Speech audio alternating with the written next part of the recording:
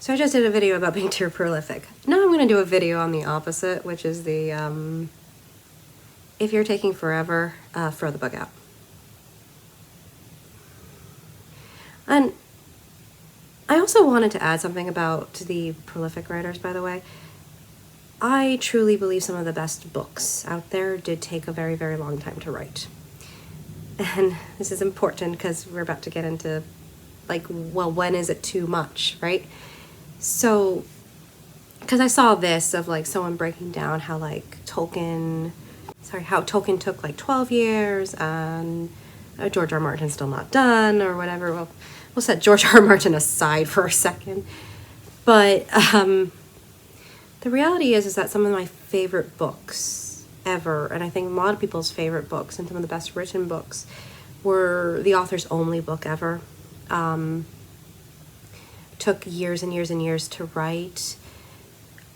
But there are reasons for that. Some books do take time. And sometimes it's not even about the time, it's about the things that happen in life. So, like, my best example of this is probably Catcher in the Rye. First of all, that book needs its time to write because of the fine line that J.D. Salinger was walking with that character, Holden.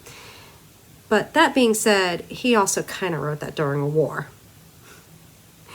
And there are realities to our lives that if you put something on hold for a while, there's no shame in that. Come back to it when you are ready. Come back to it when you can. Me personally, I just had a very hard year and I didn't really write for a year. I did edit and I was working on books, but I just couldn't sit down and, like, write more material. And that was fine because I had to be gracious and listen to what was going on around me and say, look, this is not the be-all, end-all, right? No, I'm not going to be like Stephen King and lock myself in a room until I get the words out. That being said, another video that popped up was someone talking about their book and the struggles they had, and I don't want to get into too much detail about it because I don't think it's fair to this person, but it was basically a crash course on, like, how to not write and how to do everything wrong. And so, like, the first thing that was very telling to me about this person's work, without even having watched the video, was that the title of the book was so generic. Like, think Lauren White and the Dead Detective. Does that invoke anything for you? No. And then the cover was very generic too, yada yada. And then the book description was Hunger Games meets Harry Potter. And I was like, oh, this is really, really outdated, right? And then as I watched the video, yeah, it was because she had started the book 10 years earlier from when she had published it. And for what the final result was, I'm like, that should not have taken you 10 years. Something like that takes you that long, you probably need to sit back and go, is this actually working? And I have this in my own life. I have a story that I have been working on, reworking, retooling. I even had a draft of it at one point that I have been working on since I was 12 years old, over 20 years ago. And I have a hard time letting this one go. I have let go of lots of others, but this one is kind of special to me for various reasons. And where it stands now, it doesn't look anything like the original, obviously. And it's probably the best example of what I was talking about in my last video, the Kill Your Darlings. One of the things I will say about Kill Your Darlings is it's something you should just, like, when you're a young writer, you should learn to do it. But as you get older, it shouldn't be as applicable. And this is one of those things where you get into your head, like when you're a teenager, you think, oh, I came up with this brilliant idea, I can't wait. And You write it in your like teens, early 20s, and get rid of it. No, I'm dead serious. It's not worth it.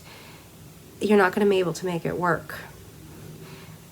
You may be able to salvage from it, I don't know, but you just simply won't have the experience or understanding or skills yet to write these things, and by the time you will have them, you will also recognize why this was a juvenile idea and not really worth a full-blown masterpiece or whatever. And that's what I kind of felt from this woman's video about her book, which took her 10 years. And then there were other things about it where she said she had like watched videos, taken seminars, read people's books on how to write. And here's the thing, if you're taking writing advice, going to seminars, whatever, you may not be a writer.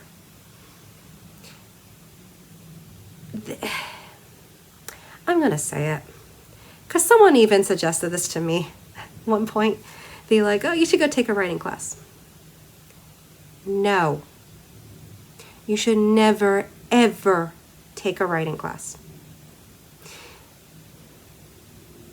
You should learn from your mistakes and from your editor. You should learn from reading other people's works and hearing and following the structure. But if you can't naturally pick up cadence and voice and all those little things that make you a good writer, you're never going to pick it up, and you're never going to be able to learn it from a class, because more often than not, these classes are taught by people who are failed novelists. The feedback you're going to be getting from your fellow students are other novelists, and you should never, ever, ever take feedback from other writers.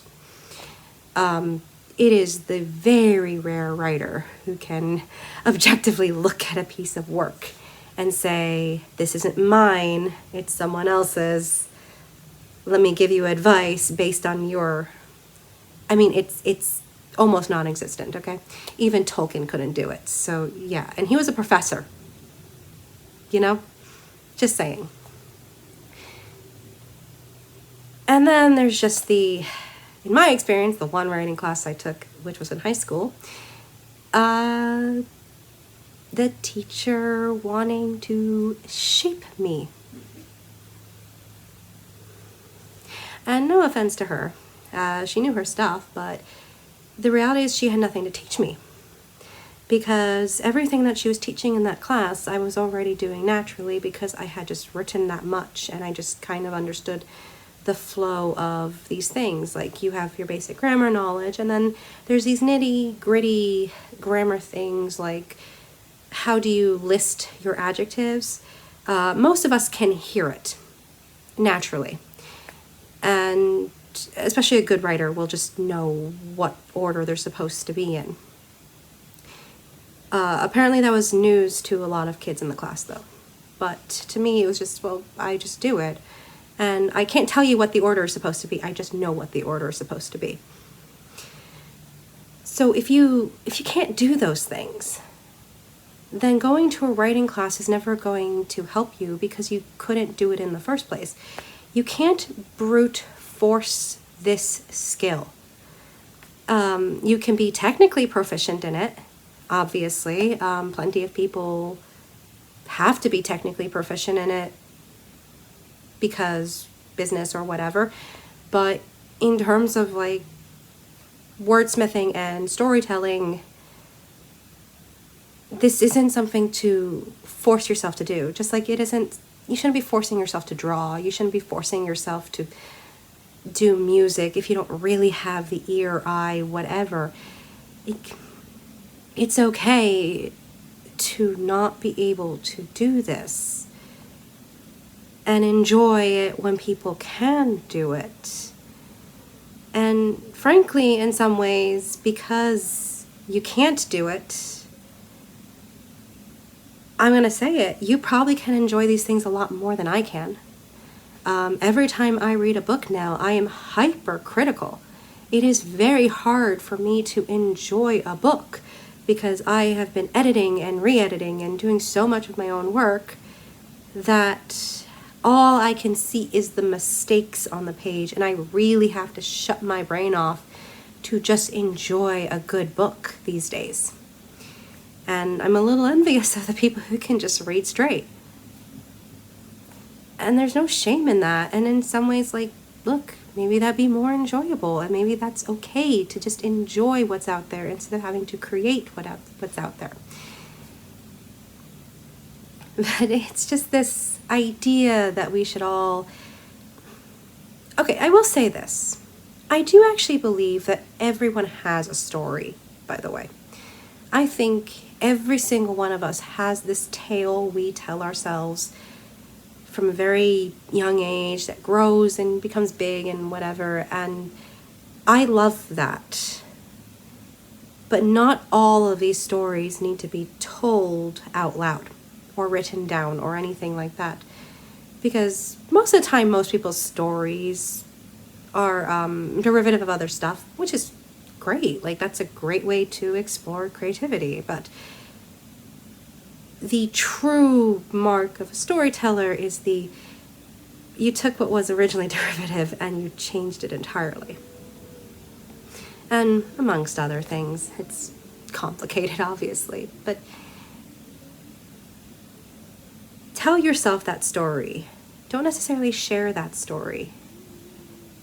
And I think you'd actually be a lot happier if you did that, because when you open yourself up to this criticism for this thing that is very, very personal to you, and then you don't see results. And that was what I ultimately got from watching this video of this author, was that she was disappointed she didn't see results. Yeah, I'm also disappointed that I didn't see results right away, right? But she was saying, all this time and effort and money that she had spent on this. And I'm like, yeah, but you spent a lot of time and effort and money on something that wasn't working. And you didn't have the wherewithal to say it's not working. Because no, it should not take you 10 years to write this. This is not Catcher in the Rye, where, it's a very, very subtle, interesting story that takes some nuance and time to really get right, plus a war. No, this was your story, but not one that needed to be shared necessarily, and that's okay. And this goes even further to people who are writers. Yeah, the more time you're taking on something, at some point you do need to say, like, oh, I think this is dead in the water. And be okay with saying it's dead in the water. I personally find that the stories that work best for me are the ones that I'll write and I'll write and I'll write. And I just won't have these stops. I won't have these like, oh God, what am I doing? Why is this taking so long? Even with The Chaos Child, which start to finish technically took 7 years, from like when I started writing it to when I finally got it published. But in terms of actually writing it, I think it only took 2 years to write, because within those 7 years I had 3 children, moved across country, and COVID. So it wasn't 7 full years, it was 2 years plus life events. And even to Private Ford Rayburn, the reason that got out as fast as it did was because it was 2 solid years where I could just dedicate myself to working on it in a way that I hadn't been able to do with something like The Chaos Child. So if you're taking more than 5 years to write something without an excuse, you need to shelve it.